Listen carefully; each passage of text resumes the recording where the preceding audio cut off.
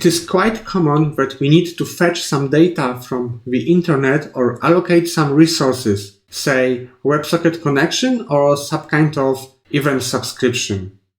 Component did mount Lifecycle method is a good place for that. Component did mount. Let's use it to create a timer.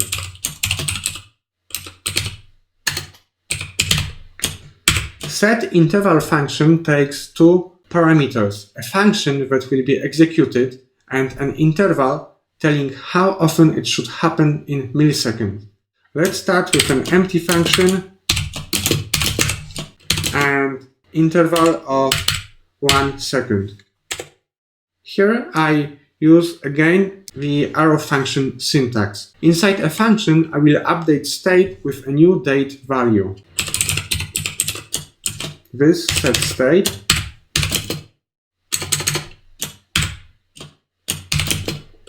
date becomes new date.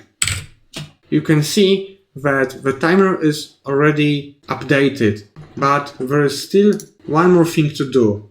I don't want this interval to keep running when the component is not used anymore. We need to clear the timer. So first I assign it to a timer class property. Then I use component will unmount to clear this timer. Component will unmount method is called just before component is unmounted and destroyed. Here I call clear interval and refer to our timer. We learned two new lifecycle methods of React class components, component did mount and component will unmount. We also learned how to update state with this setState method.